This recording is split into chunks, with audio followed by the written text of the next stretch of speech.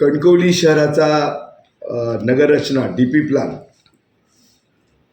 विकासाचा आराखडा जो पूर्वी मंजूर झालेला होता त्या योजनेची तारीख ही 30/9/1999 होती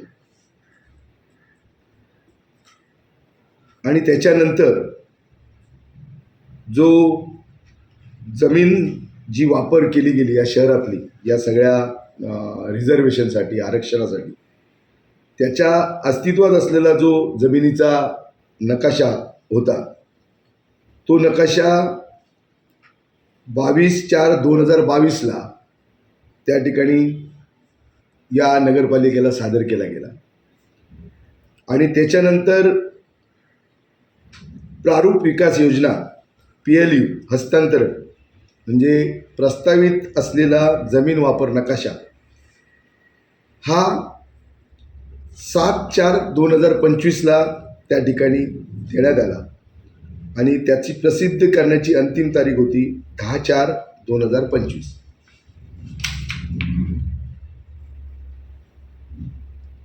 या नगरपालिकेचा जो आता प्रारूप आराखडा जो जाहीर झालेला आहे, जो डेव्हलपमेंटचा जाहीर झालेला आहे, याचा जो ड्रोन सर्वे झाला हा जवळजवळ 2/3/2021 झाला आणि परत एकदा नव्यानं 22/4/22 अस्तित्वात असलेल्या जमिनीचा वापर नकाशा म्हणजे ELU हा या तारीखला झाला आणि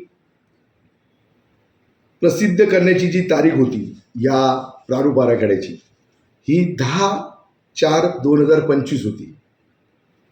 पण त्यावेळी हा विकास आराखडा कणकवली शहराचा प्रसिद्ध झाला नाही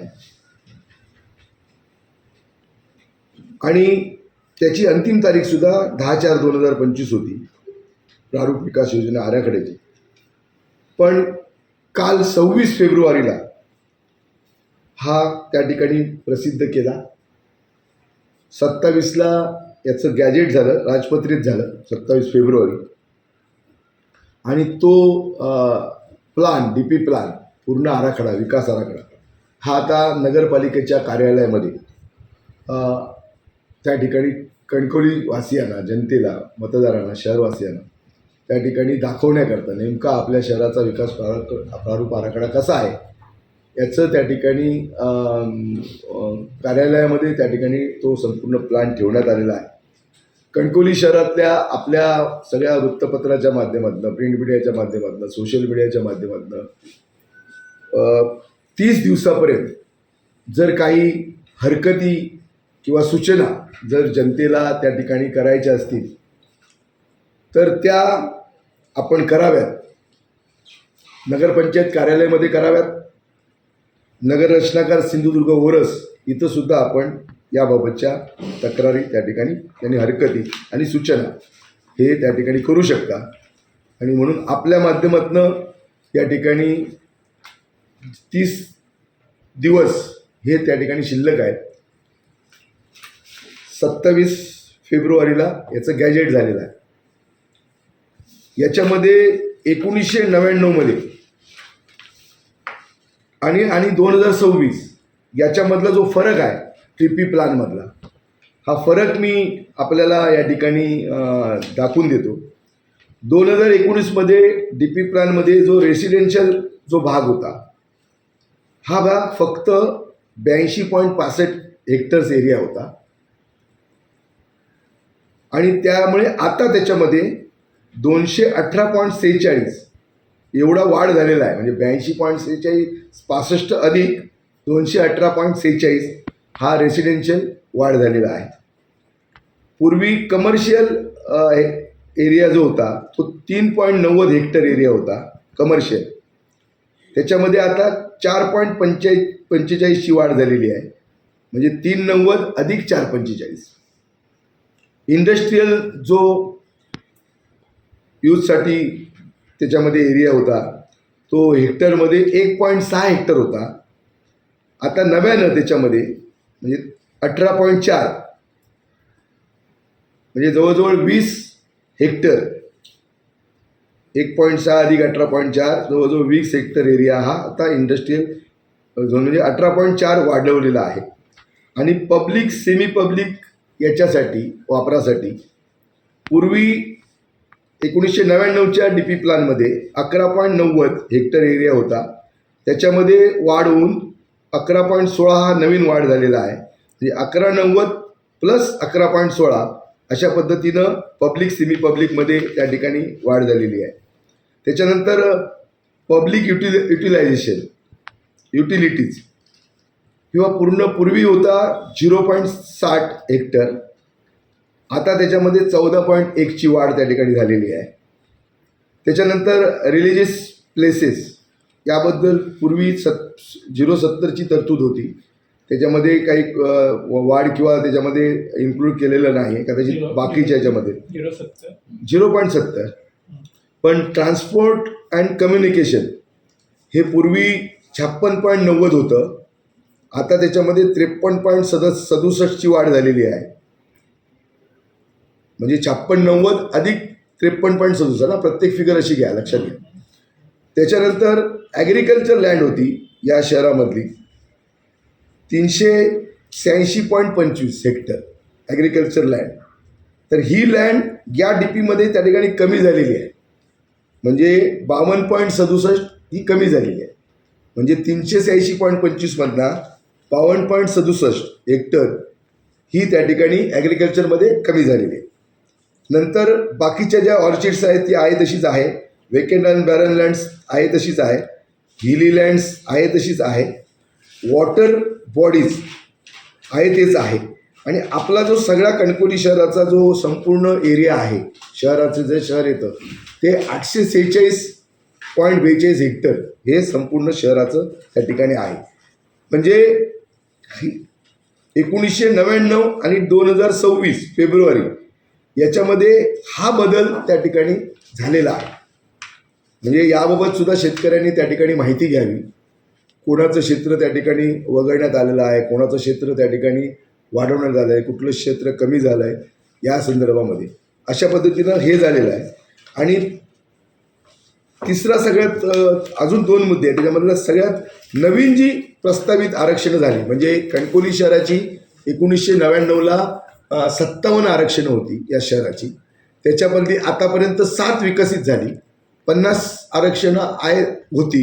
आता त्याच्यामध्ये नवीन जवळजवळ 10 आरक्षणं ही त्या ठिकाणी आपल्याजवळ निर्माण झालेली आहे. एक जिम्नॅसियमसाठी आहे, एक कल्चरल अँड कम्युनिटी सेंटरसाठी आहे, एक स्वेज ट्रीटमेंट प्लांटसाठी आहे, एक स्वेज ट्रीटमेंट, दुसरं स्वेज ट्रीटमेंट प्लांट जे लागणार आहे स्वच्छतेसाठी घनकचरा व्यवस्थापनामध्ये, त्याच्यामध्ये ते आहे 14 नंबरचं आरक्षण. जिम्नॅशियमचं 2 नंबर, कल्चरलचं 10 नंबर, ट्रीटमेंट प्लांटचं 12 नंबर, ट्रीटमेंट प्लांटचं 14 नंबर, त्याच्यानंतर शॉपिंग कॉम्प्लेक्स 18 नंबर, रिव्हरफ्रंट डेव्हलपमेंट म्हणजे नदीच्या बाजूच्या जी पात्र संपल्यानंतर जी जागा असते त्याचं आरक्षण 23 नंबर, त्याच्यानंतर परत ट्रीटमेंट प्लांट तिसरा 24 नंबर, त्याच्यानंतर परत ट्रीटमेंट प्लांट चौथा 33 नंबर, रिव्हरफ्रंट डेव्हलपमेंट परत 39 याच्यामध्ये, आणि एक्सटेन्शन SWM प्लांट परत म्हणजे तशाच प्रकारचा प्लांट 41. म्हणजे 10 नवीन प्रस्तावित डेव्हलपमेंट प्लॅनमध्ये आरक्षण आहे. म्हणजे पूर्वीची 50 होती, 57 होती, त्याच्यातली 7 विकसित झाली, 50 शिल्लक राहिली, आणि ही 10 त्याच्यामध्ये त्या ठिकाणी अधिक वाढलेली आहे. त्याचबरोबर जी आरक्षणं आहेत जी पूर्वी होती त्याच्यामध्ये काही आरक्षणं ही वगळलेली आहेत, काही आरक्षणं ही एकत्रित केलेली आहेत, काही आरक्षणं ही विकसित झालेली आहेत, काही आरक्षणामध्ये नगरपंचायतीची मालकी आता झालेली आहे. म्हणजे पूर्वी ती आरक्षित होती, आम्ही संपादित करून ती आता नगरपालिकेच्या ताब्यात घेतलेली आहे, नगरपालिकेची मालकी झालेली आहे. काहीच्यामध्ये जिथं प्लेग्राऊंड होतं तिथं स्पोर्ट्स कॉम्प्लेक्स हे त्या ठिकाणी बदललेलं आहे, म्हणजे वापर तोच, फक्त नाव बदललेलं आहे स्पोर्ट्स कॉम्प्लेक्स. काही वगळलेली आहे. एक जे 48 नंबरचं ST स्टँडचं जे आरक्षण होतं ते पूर्वीच त्या ठिकाणी निघून गेलेलं, म्हणजे त्याच्यातनं वजा झालेला आहे. आणि काही आरक्षणामध्ये काही आरक्षणं विकसित केली, काही आरक्षणामध्ये झोन बदललेला आहे, रिझर्वेशन काढलेलं आहे, म्हणजे त्याचं झोन प्रक्रिया बदलली, म्हणजे ज्या झोनसाठी होतं तो झोन बदलला आणि रिझर्वेशन काढलेलं आहे. आणि काही आरक्षणांमध्ये बदल केलेला आहे आणि वापर बदललेला आहे. म्हणजे आरक्षणाचं जे आरक्षण होतं, समजा मच्छी मार्केटसाठी आरक्षण असेल तर ते आरक्षण ठेवलेलं आहे, पण तिथं मच्छी मार्केट न बांधता दुसऱ्या यूजसाठी केलं आहे, म्हणजे वापर बदललेला आहे. अशा पद्धतीनं याच्यामध्ये चेंजेस आहेत. याच्या पद्धतीनं चेंजेस आहेत. आणि अगोदरची जी आरक्षण आहे त्याच्यातली 19 आरक्षणं वगळलेली आहेत. म्हणजे आता जो DP जो इथं सादर झालेला आहे त्याच्यामध्ये 19 आरक्षणं वगळलेली आहेत. 14 आरक्षणं वगळून रेसिडेन्शियल झोनमध्ये बदल करण्यात आलेला आहे. 14 आरक्षणं वगळलेली आहेत, त्याच्यामधली रेसिडेन्शियल झोनमध्ये बदल करण्यात आले. म्हणजे समजा तो ॲग्रिकल्चर होता तर तो रेसिडेन्शियल झोनमध्ये त्याच्यामध्ये बदल करण्यात आला. 2 आरक्षणं वगळून त्याच्यामध्ये ॲग्रिकल्चर झोन टाकण्यात आलेला आहे. म्हणजे काही 2 आरक्षणं होती ती वगळलेली आहेत आणि त्याच्यामध्ये ॲग्रिकल्चर झोन टाकलेला आहे. आणि 2 आरक्षणं वगळून पब्लिक सेमी पब्लिक झोनमध्ये टाकण्यात आलेली आहे. अगोदरचं रिझर्वेशन नंबर 1 हे वगळून नव्याने झालेल्या DPमध्ये रिझर्वेशन नंबर 1 मध्ये ॲड करण्यात आलेला आहे. म्हणजे असे काही बदल हे या सगळ्या आरक्षणांमध्ये आहेत.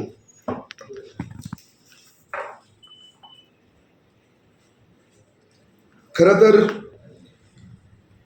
यापूर्वी ज्यावेळी हा DP झाला त्यावेळी ज्यावेळी 1999 पासून आतापर्यंत तोपर्यंत अनेक तक्रारी जनतेच्या शेतकऱ्यांच्या या त्या ठिकाणी आलेल्या होत्या. जवळजवळ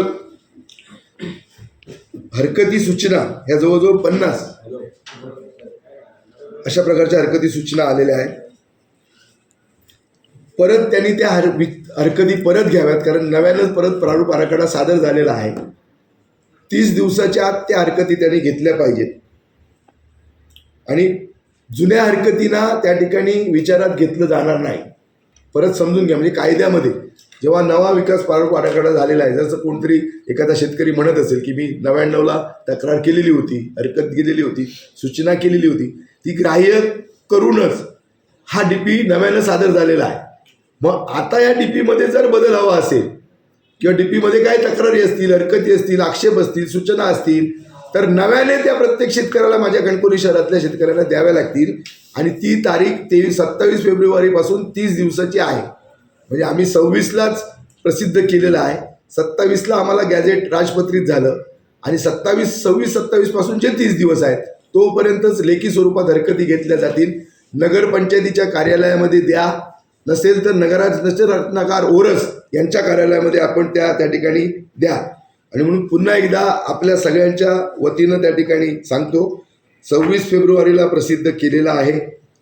त्या दिवसापासून 30 दिवसामध्ये या ज्या काही कणकवलीतल्या माझ्या नागरिकांना या विकास आराखड्याबद्दल हरकती आहेत, आक्षेप आहेत, तक्रारी आहेत, काही सूचना असतील, काही त्यांना नवीन काही सुचवायचं असेल, प्रस्तावित करायचं असेल, या सगळ्या ज्या तक्रारी आहेत, जे अर्ज आहेत लेखी स्वरूपात, हे 26 तारीखपासून 30 दिवसाच्या आत, 26 फेब्रुवारीपासून 30 दिवसाच्या आत त्या ठिकाणी नगरपंचायत कार्यालयामध्ये लेखी स्वरूपात द्याव्यात आणि त्याच पद्धतीनं नगररचनाकार ओरस यांच्यापर्यंत त्या ठिकाणी द्याव्यात.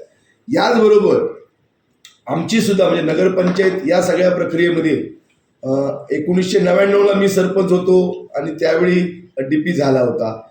पण दरम्यानच्या काळात ज्या तारखा मी तुम्हाला सांगितल्या 2022 पासून काल फेब्रुवारी 26 फेब्रुवारी 26/7 या दरम्यानच्या प्रक्रियेमध्ये मी नव्हतो. म्हणजे ही प्रक्रिया होऊन गेलेली होती. 2च महिने 21 डिसेंबरला मी नगराध्यक्ष झालो. या 2 महिन्याच्या कालावधीच्या आधी ह्या सगळ्या प्रोसेस पूर्ण झालेल्या होत्या. आता हा जो प्रसिद्ध करायचा होता याचा कालावधी 2024 की 2025 होता. पण याच्यामध्ये ज्या काही अडचणी आल्या, निवडणुका लागल्या, कोरोना आला, अशा सगळ्या त्याच्यामुळे हे सगळं विकास प्रारूप आराखडा याला जो उशीर झाला आणि म्हणून तो काल त्या ठिकाणी गॅझेट झालं 26 तारखेला आम्ही प्रसिद्ध केलेला आहे. मी माझ्या कणकवलीतल्या शहरातल्या सगळ्या शेतकऱ्यांना नागरिकांना या तुमच्या माध्यमातून आवाहन करतो, विनम्र आवाहन करतो, आपण नगरपंचायत कार्यालयामध्ये यावं. तिथं तुम्ही विकास प्रारूप आराखडा त्या ठिकाणी पाहून घ्यावा, कशा पद्धतीनं तुमच्या सर्वेमध्ये जमिनीमध्ये कुठलं आरक्षण त्या ठिकाणी पडलेलं आहे आणि त्याच्याबद्दल काही तुमच्या हरकती असतील, आक्षेप असतील, सूचना असतील, काही नवीन प्रस्ताव असतील, याबाबतची तक्रार तुम्ही त्यानिमित्तानं द्या लेखी स्वरूपात. पूर्वीच्या 1999ला दिलेल्या तक्रारी या आता ग्राह्य धरल्या जाणार नाही. नव्यानं तुम्हाला 30 दिवसाच्या आत हरकती घ्याव्या लागतील. याबरोबर नगरपालिका म्हणून आमची सुद्धा त्या ठिकाणी भूमिका आहे की जो विकास प्रारूप आराखडा जो जाहीर झालेला आहे याचा पूर्ण अभ्यास त्या ठिकाणी मी करू. जे काही बदल झाले, याच्यामध्ये वाढ झाली, ज्याच्यामध्ये कमी झाले, जे मी तुम्हाला मगाशी सांगितलं, याचा पूर्ण अभ्यास नगरपालिका करेल. तशा प्रकारचं योग्य निवेदन हे सुद्धा सरकारला, नगरविकास विभागाला, त्या ठिकाणी नगररचनाकारांना हे त्या ठिकाणी दिलं जाईल. आणि जर तशा पद्धतीचे काही ठराव या नगरपालिकेच्या सभागृहातनं जर करता येत असतील, म्हणजे लोकांच्या सूचना हरकतीचा विचार घेतलाच जाईल. पण नगरपालिकेला सुद्धा अजून काही विकासासाठी समजा त्या ठिकाणी आरक्षणं लागतील, जमिनी लागतील, काही पर्पज असतील, समजा मगाशी रिलिजियस म्हणजे धार्मिक स्थळांना जागा देण्याचा विषय आहे. अनेक संस्था आहेत माझ्या शहरामध्ये, इस्कॉनसारखी आहे, स्वामी समर्थांची आहे, ज्ञानेश्वर महाराजांची आहे, म्हणजे कलावती आई आहेत, अशा अनेक संस्था आहेत, आध्यात्मिक चळवळी आहेत. त्या चळवळींच्या सुद्धा मागण्या आहेत की आम्हाला कुठेतरी 10-15 गुंठे जमीन या कणकवली शहरात मिळावी, आम्ही एखादं मंदिर उभं करू, किंवा इतर धर्मांच्या असतील सगळ्या संदर्भात, किंवा त्याच पद्धतीनं काही शैक्षणिक संस्था असतील, काही जी सामाजिक बांधिलकी स्वीकारून काहीतरी या शहरामध्ये करणाऱ्या अशा प्रकारच्या संस्था असतील ज्या रजिस्टर, की ज्यांना त्या ठिकाणी तशा प्रकारची आरक्षणं देऊन त्या भागाचा विकास त्या ठिकाणी करता येईल किंवा त्या आरक्षणाचा. तर याबाबत ही भूमिका नगरपालिकेची आहे. टोटल परत एकदा सांगतो, 57 आरक्षणं होती. डेव्हलपमेंट रिझर्वेशनमधली 7 आरक्षणं डेव्हलप झाली. ते कुठलं कुठलं झालं? 18 नंबरचं गार्डन झालं, 2 नंबरचं व्हेजिटेबल मार्केट झालं, 3 नंबरचं प्लेग्राऊंड झालं 27 नंबर रिझर्वेशनमधलं, त्याच्यानंतर गार्डन झालं 28 नंबर रिझर्वेशनमधलं, फिश अँड मटन मार्केट झालं 30मधलं, एक्झिस्टेशन MSCBचं हे झालं 46मध्ये, आणि प्रायमरी स्कूल अँड हायस्कूल हे 53 नंबरचं झालं. रिझर्वेशन 21 जिथं आपण दरवर्षी महोत्सव घेतो त्या ठिकाणी आता फायर ब्रिगेडचं स्टेशन होणार आहे. ती जागा कणकवली नगरपालिकेच्या ताब्यामध्ये आलेली आहे. नंतर रिझर्वेशन 27 हे स्पोर्ट्स कॉम्प्लेक्स म्हणून बदल केलेला आहे. रिझर्वेशन डेव्हलप झालेलं आहे, 27 म्हणून त्याच्यामध्ये केलं. म्हणजे आपण टोणेमाऱ्यांची जमीन, हनुमान मंदिरचे बॅडमिंटन कोर्ट आणि त्या भागात 27 हो ना. आणि रिझर्वेशन 55 टुरिस्ट कॉम्प्लेक्स जे आता पूर्वी बांधल्याने आता आपण रिन्युवेशन करून ते नव्याने करणार आहोत. तिथं ते स्टेप बाय स्टेप त्याचा विकास त्या ठिकाणी होणार, ज्या निधीच्या उपलब्धतेनुसार त्या भागाचा विकास होणार. तर अशा पद्धतीनं या संपूर्ण शहराचा विकास आराखडा, प्रारूप विकास आराखडा हा जाहीर झालेला आहे. नागरिकांना मी परत एकदा सूचना आवाहन करतच आहे, हे प्रत्येक शेतकऱ्यांना येऊन पाहावं आणि त्याच्यामध्ये त्यांना जे काय वाटतं ते सुचवावं, हरकती घ्याव्या. आणि त्याचबरोबर नगरपालिका म्हणून आम्ही तशा पद्धतीनं त्याचा अभ्यास करू आणि त्याबाबत तशा पद्धतीचे ठराव करू. राज्य शासनाला, नगरविकास विभागाला, नगररचनाकार सिंधुदुर्ग ज्याच्या हातामध्ये विकास प्रारूप आराखडा बनवण्याचा अधिकार आहे, अशा सगळ्या लोकांपर्यंत आमची भूमिका, नगरपंचायती कणकवली शहरवासियांची, नगरपालिकेची ही भूमिका त्या ठिकाणी आम्ही मांडणार आहोत. तुम्ही तशा प्रकारचा एक प्रस्ताव द्या मला, ते करू. पण त्याचबरोबर असे काही आरक्षणं आहेत त्याचा हे बदलता येईल, म्हणजे वापर बदलून त्याच्यामध्ये समाविष्ट करता येईल. पण पत्रकार भवन व्हावं किंवा सरकारी कर्मचाऱ्यांची वसाहत व्हावी किंवा कर्मचाऱ्यांना नगरपालिकेचं आज हे नगर अजून 25 वर्षानंतर भव्यदिव्य जागा नगरपालिकेला लागेल शहराच्या मध्यवर्ती, अशा काही सूचना असतील किंवा ते आपण नक्की करू. आणि म्हणून हे जे 30 दिवस आहे या 30 दिवसामध्ये या विकास प्रारूप आराखड्याचा पूर्ण सखोल अभ्यास त्या ठिकाणी आम्ही करू. काय योग्य काय अयोग्य याची त्या ठिकाणी खातरजमा चौकशी त्या ठिकाणी करू आणि काय नवीन त्या ठिकाणी सुचवता येईल का या आराखड्यामध्ये कणकवली शहराच्या सर्वांगीण विकासासाठी हा सुद्धा प्रयत्न करून तशा प्रकारचे पत्रव्यवहार आणि तशा प्रकारचे ठराव हे त्या ठिकाणी नगरपालिकेच्या मार्फत त्या ठिकाणी केले जाते.